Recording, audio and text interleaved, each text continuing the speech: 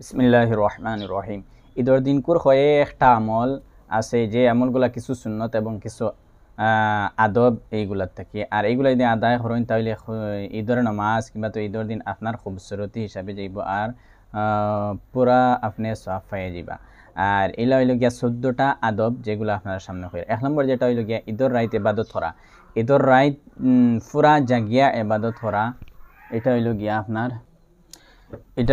বেহতরিন আমল আর বেহতরিন কাম, যে আপনি পুরা জাগিয়া ঈদের রাত ইবাদত করতা। 2 নম্বর কাজ হইল গিয়া আপনি ঈদের দিন মিসওয়াক করতা, গোসল করার আগে কিতা করতা, মিসওয়াক করতা 2 নম্বর। 3 নম্বর হইল গিয়া আপনি গোসল করতা, ঈদের দিন গোসল করা হইল গিয়া সুন্নত, ঈদের দিন গোসল করতা 3 নম্বর। 4 নম্বর হইল গিয়া আমল খুশবু লাগাইতা, খুশবু হইতে আতর বা যে কোনো সেন্ট যেগুলা হালাল আছে এইগুলা লাগাইবা। আর এটা হইল গিয়া 4 নম্বর। 5 নম্বর হইল গিয়া বালা কাপড় লাগে, পাক পবিত্র পাক সাফ কাপড় লাগাইবা। ঈদের দিন লাগি ফরজ নাই, জরুরি নাই, ওয়াজিবও নাই যে নতুন আপনি কাপড় লাগানি। বালা পবিত্র কাপড় যেটা আছে, সবচেয়ে বালা যেটা কাপড় ওটা লাগাইবা। এটা হইল গিয়া আপনার 5 নম্বর আদব। 6 নম্বর আদব হইল গিয়া ঈদের নামাজের আগে কোনো জাত নফল পড়া নাই। এদিন না ইশরাকর না চাস্তর নামাজ, চাস্ত আছে পরে পড়িতে পারবা, কিন্তু ইশরাকর টাইম হইল গিয়া 6:30 কিংবা 5টা 7টা, ওই সময় আপনি পড়ার সময় আছে ইশরাকর, এই নামাজও পড়িবা না। মোট কথা হইল গিয়া ঈদের নামাজ আপনি যত সময় আদায় করছেন এর আগে কোনো জাত নফল নামাজ পড়িবা না। কিন্তু তারপরেও কিছু দেখা যায় বা এই নফল মসজিদের মধ্যে কিবা তো ঈদগার মধ্যে আইয়া নিজের নফল নামাজের মধ্যে লাগি যায়, এই সময় কোনো নফল নামাজও লাগবা না। এদিন শুধুমাত্র ঈদের নামাজ পড়িতা, ঈদের নামাজ পড়ার পরে বেজান আপনি অন্য নামাজ পড়িতে পারবা, কিন্তু ঈদের নামাজের আগে কোনো জাত আপনি নফল নামাজ পড়িবা না। খুব বেশি এটা খেয়াল রাখবা। কোনো মসজিদের মধ্যে ঈদগাহ নাই, তারা মসজিদের মধ্যে নামাজ পড়েন, আর দেখা যায় ঈদের নামাজ পড়েন, আর দেখা যায় যে ঈদের নামাজের আগে বেজান মানুষ ইয়ে কিতা হতো সাইটে দি সুন্নত পড়ি দেয় বা মেসাবার বয়ান চলে নফল পড়িতে, ইলা করবা না। কোনো জাত নফল সুন্নত পড়িবা না আপনি। ঈদের দিন কোন নামাজ একমাত্র ঈদের নামাজে পড়িবা, এর আগে কোনো সুন্নত পড়িবা না। এটা হইলে গিয়া 6 নম্বর। কোনো নামাজ পড়িতা না মতলবী কথা নাই যে ফারাইজ যেগুলা আছে ফজর তো পড়িবাও, তারপরে জোর পড়িবাও, অর্থাৎ ফজর পড়ি যাইছেন, পড়িয়া আবার আপনি কিতা করছেন না, ঈদের নামাজ পড়িছেন না, এর দরমিয়ানে কোনো জাত নফল নামাজ পড়িবা না। এটা হইলে গিয়া 6 নম্বর। আর 7 নম্বর হইল গিয়া হাজ। ঈদগাহর মধ্যে যাইবার আগে সদকা ফিতির আদায় করা, ফিতরা আদায় করে লওয়া। প্রায় মানুষিলা আছেন যে এখনো পর্যন্ত, যেমন কালকে ঈদ কিবা তো ঈদের দিন সকালে গেছে, এখন তো সদকা আদায় করছেন না, কিন্তু চেষ্টা করবা ঈদের নামাজে যাইবার আগে আপনি ফিতরাটা আদায় করে লিবা। এটা আপনার কাছে আপনার লাগে ওয়াজিব, এটা আদায় করা, এটা আদায় করে লিবা আপনি 7 নম্বর। এরপরে 8 নম্বর আমল হইল গিয়া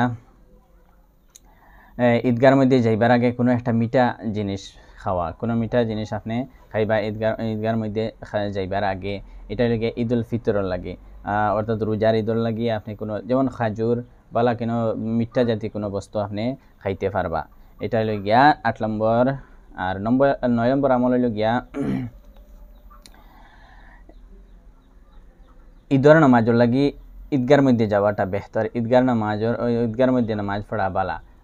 হি কথা তো আলোক মাত কোনো জায়গার মধ্যে আছে আপনার ঈদগাহ নাই, মসজিদের মধ্যে আদায় করুন ঈদের নামাজ, কিন্তু যে জায়গার মধ্যে সুযোগ সুবিধা আছে আপনার ঈদের নামাজ পড়িবার লাগে ঈদগাহ আছে, আপনি ঈদগাহ গিয়া আদায় করবা। ঈদগার মধ্যে ঈদের নামাজ পড়া হইল গিয়া বালা বেহতর আর সুন্নত। এটা আপনি কিতা করবা, ঈদগার মধ্যে যাইবা গিয়া নামাজ পড়িবা। এটা 9 নম্বর। 10 নম্বর হইল গিয়া যে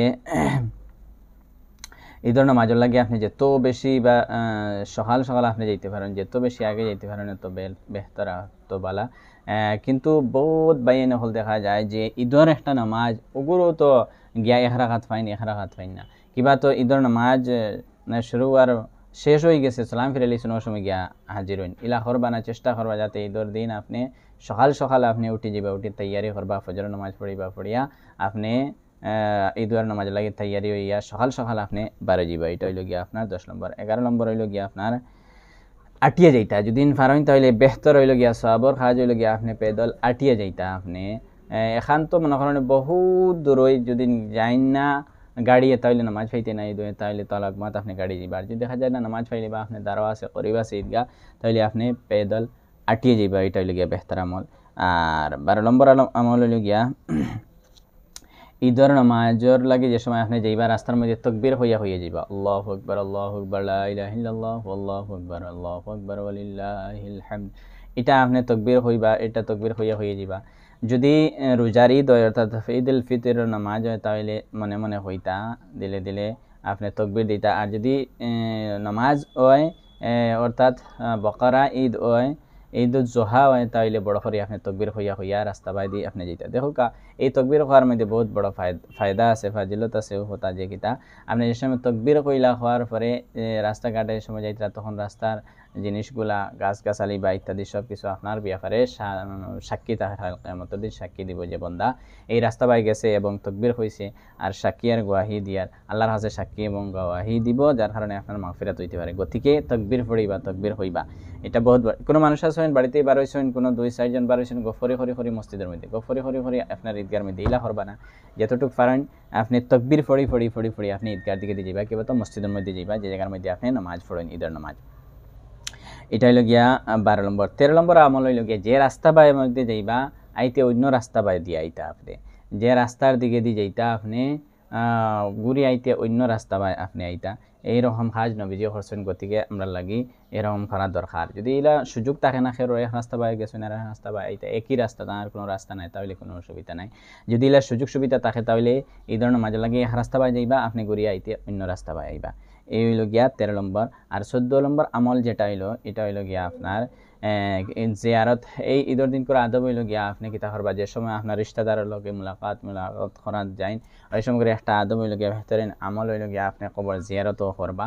এটা বহুত বালা বেহতরিন একটা সময় আর কাজ। আর এই সময় মানুষ অবসর তখন হিসাবে জিয়ারতের মধ্যে যাইবা, খেরোর মা খেরোর বাপ আত্মীয় স্বজন জিয়ারত হলে খেরো বছর বছর 3 মাস 4 মাস বা কিবা 2 বছর 5 বছর 7 বছর পরে বাড়ির মধ্যে আইলা, আবার পরে আপনি জিয়ারত কোনোদিনও করছেন নিলা, কিন্তু ঈদের দিন করে বেহতরিন একটা মৌকা আছে হিসাবে এই আমল হইল গিয়া আপনি বেহতরিন কবর জিয়ারত করবা। আর বেশ বেশ করে ইসালে সোয়াব ফাটাইবা। ইসালে সোয়াব ফাটানোর তরিকা হইল গিয়া আপনি তিলাওয়াত করবা।